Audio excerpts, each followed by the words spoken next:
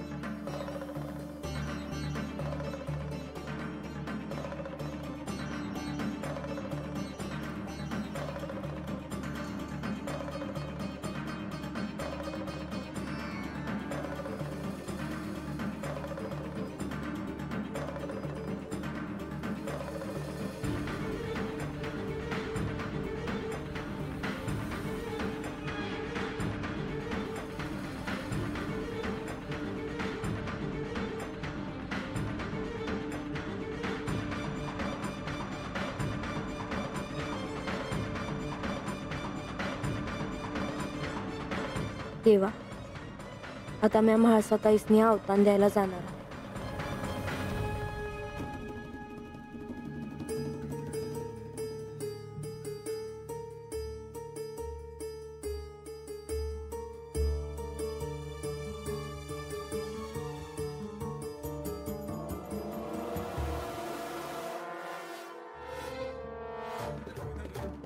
काय ग, सकाळची पूजा झाली का तुझी?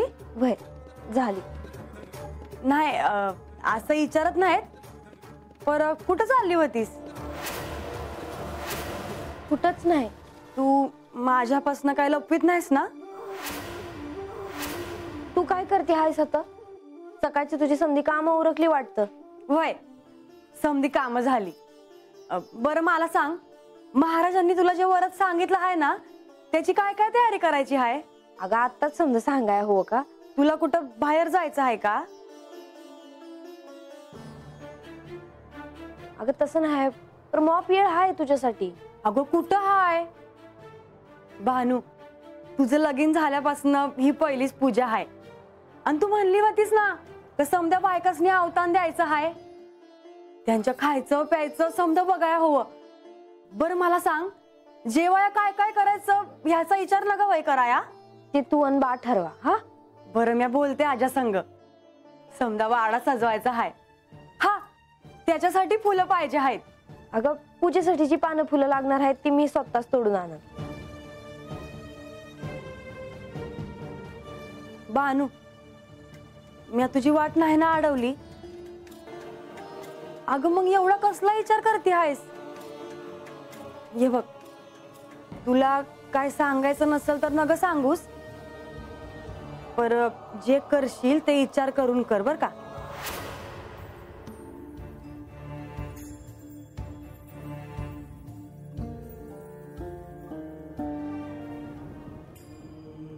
काय बी झालं तरी मला म्हाळसाताईसनी अवतान द्यायला गडावर जायलाच हो.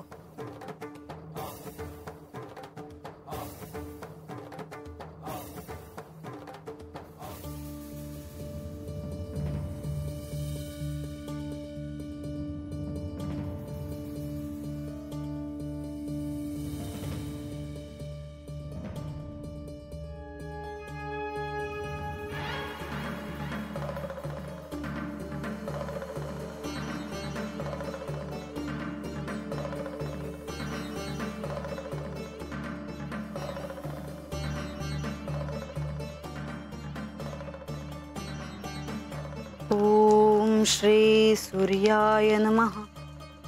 ओम श्री खगाय नमः. ओम श्री भानवे नमः.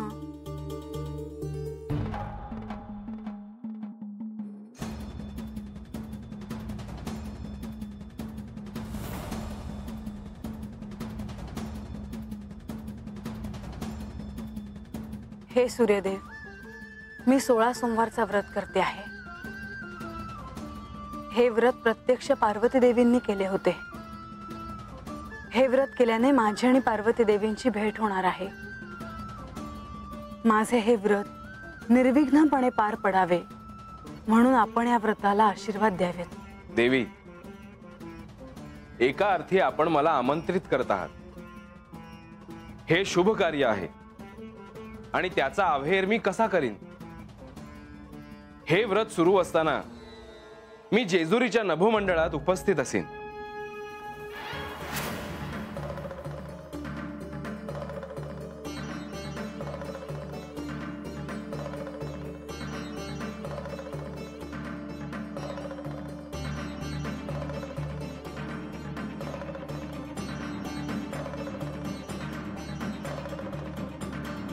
आणि देवी, आपल्यालाही जर शुभ कार्याचे आमंत्रण आले तर त्याला नाही म्हणू नका. मला कसले आमंत्रण मिळणार आहे? ते आपल्याला लवकरच कळेल.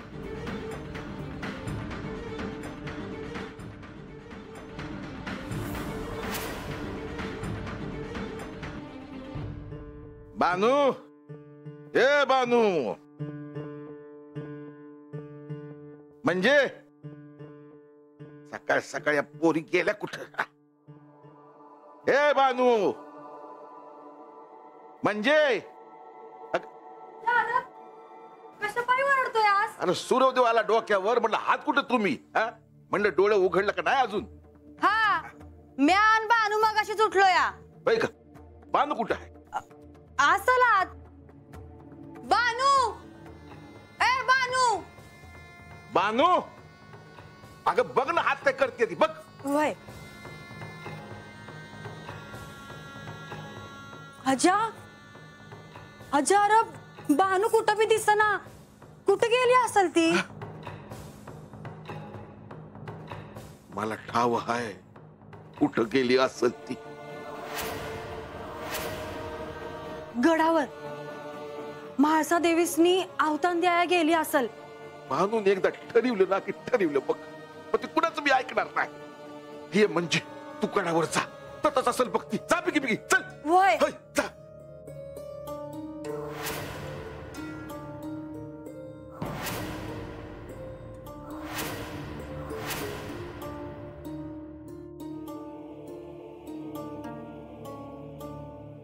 मुनिवर, तुम्ही बानूला जे काही सांगितलं आहे त्यामुळे आपल्या मनाशी ठाम निश्चय करून बानू आता म्हाळसेला आमंत्रण द्यायला गडाच्या दिशेने येत आहे. मुनिवर, ही गोष्ट वाटती तितकी साधी निश्चितच नाही. आता म्हाळसा आणि बानू समोरासमोर आल्या की काय होईल याची कल्पना करणे देखील अवघड आहे.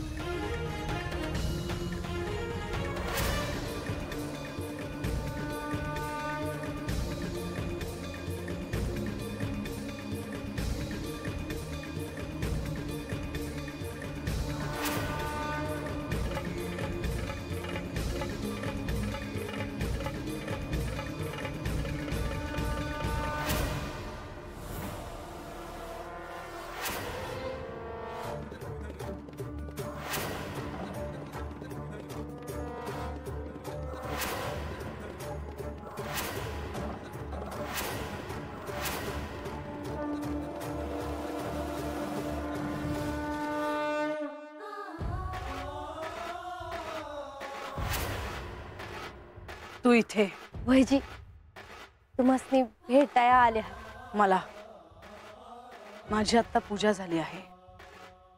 दिवसाची सुरुवात आनंदात होईल असं मला वाटलं होतं, पण मला ज्यांचं तोंडही पाहायची इच्छा नाही ती माणसं माझ्या समोर येत आहेत. मला तर जेजुरी गडाची पायरी दिसली तरी माझा दिस चांगला जातोय बघा. मला तुला भेटायचं नाही. आणि तू विसरलीस का गडावर येण्यासाठी मी तुला मनाई केली आहे म्हणून माझ्या ध्यानात आहे ते. तरीही आलीस. आख्यान सुरू आहे म्हणून तुला गड पाहता आला, नाहीतर मी तेही होऊ दिलं नसतं. जी मी आत नाही येणार जी. हातच बोलून मी माघारी जाईल. मी तुझ्याशी इथे उभं राहून बोलू? तू समजलीस काय मला? मी गडावरून चालत जाते तर फुलांच्या पायघड्या घालतात लोक, आणि मी तुझ्याशी इथे उभं राहून बोलू? तुम्ही नका बोलू जी. मी अवतान देते आणि जाते.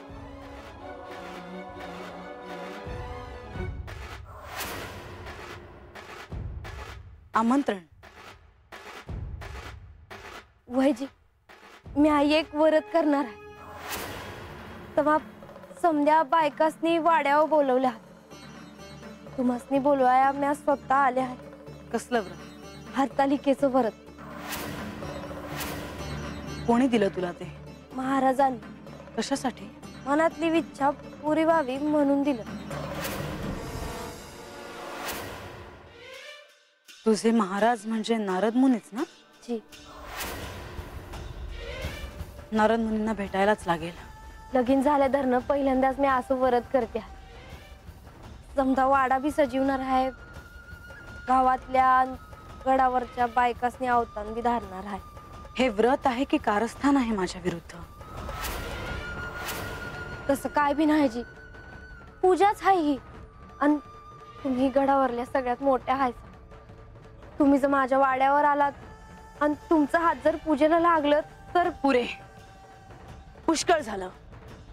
माझा अपमान करून घ्यायला तुझ्या दारात येणार नाही मी. तू माझ्या आयुष्यात येऊन भरपूर अपमान झाला आहे माझा, आणि काहीही झालं तरी तुझ्या दारात पाऊल ठेवणार नाही मी.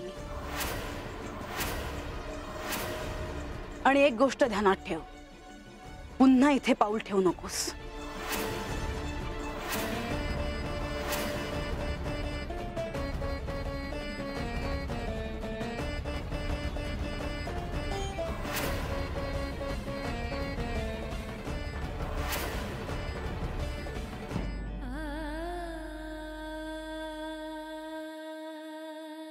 बानू, अगं कुठं होतीस तू?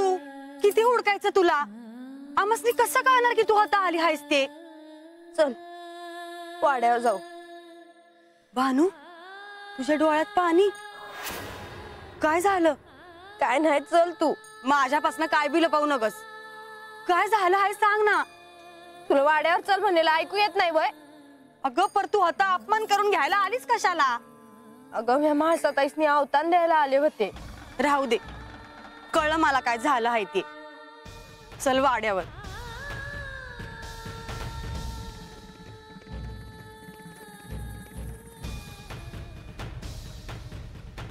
माझा अपमान करण्याची एकही संधी वाया जाऊ देत नाही ती.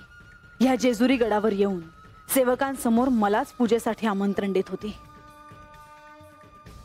तिच्या बरोबरीने स्वर्गलोकात मला जावं लागलं. आख्यानासाठी तिला गडावर येऊ दिलं. या साऱ्याचा अर्थ हा नाही की मी सारं काही विसरून गेले आहे. तिच्या वागण्याने मला जो मनस्ताप झाला आहे तो मी कधीही विसरणार नाही. तिचे हे धाडस कसे झाले हाच प्रश्न मला पडला आहे.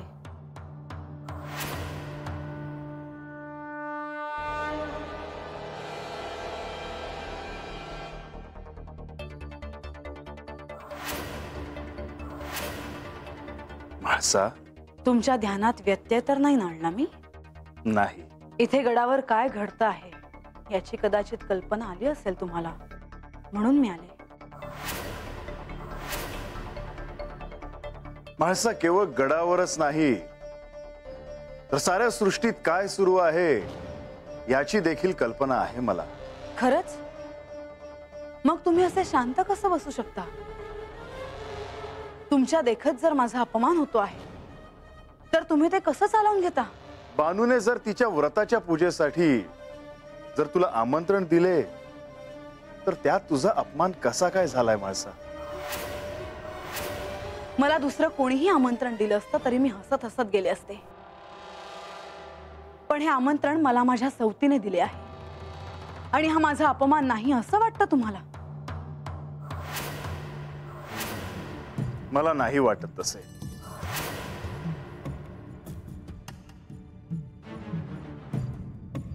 मला ठाऊक आहे तुम्ही तिला काहीच बोलणार नाही. या साऱ्यात मीच दोषी आहे असं वाटत असेल तुम्हाला, हो ना? नाही म्हाळसा, तसं नाही. पण एखाद्याने भक्तिभावाने मांडलेल्या पूजेचा अवहेर करणे उचित नाही. तो केवळ त्या भक्ताचा अपमान नाही, तर त्याच्या आराध्याचा देखील तो अपमान आहे.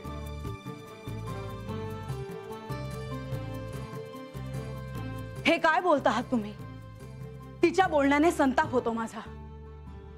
तिला माझ्या समोर बघून तळपायाची आग मस्तकात जाते माझ्या. आणि असे असताना मी या अपमानाकडे दुर्लक्ष करावं असं वाटतं तुम्हाला? त्या बानूकडे मी दुर्लक्ष करते आहे, पण याचा फार चुकीचा अर्थ घेते आहे ती. केवळ तुमच्यामुळे मी हे सारं सहन करते आहे.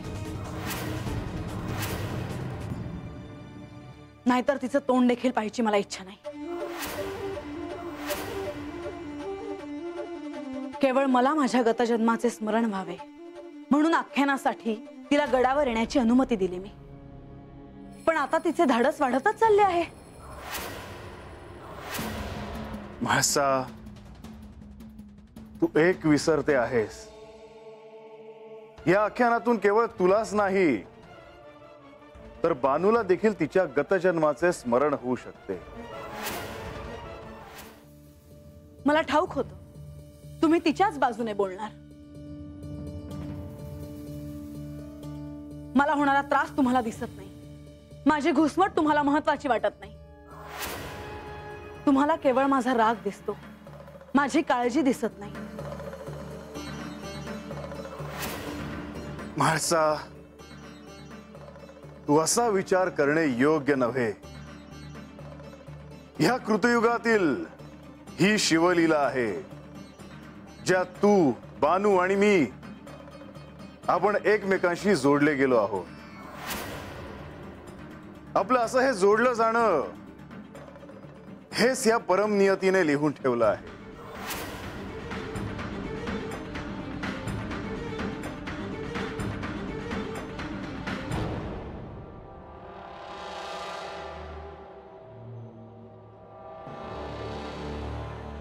म्हाळसा, मला तुला अजून एक गोष्ट सांगायची आहे. जसे तुला तुझ्या मूळ स्वरूपाचे स्मरण व्हावे ह्यासाठी तू 16 सोमवाराचे व्रत करावे असे मी तुला सुचवले, तसेच हरतालिकेचे व्रत बानूने करावे असे मला वाटले आणि ते नारद मुनीने तिला सांगितले. या क्षणी मला एवढेच ठाऊक आहे की मला पडलेल्या प्रश्नांची उत्तरं मला मिळावीत म्हणून मी 16 सोमवारचा व्रत करते आहे. पण माझे हे व्रत पाहून तुम्ही तिला देखील व्रत करायला दिले. तुम्ही असे का करता आहात हे मला ठाऊक नाही, पण एक मात्र निश्चित की तिने मला दिलेल्या आमंत्रणाचा स्वीकार मी कधीही करणार नाही. मी जे साध्य करण्यासाठी हे व्रत करते आहे ते साध्य करायला कितीही वेळ लागला तरीही मी ते साध्य करणारच.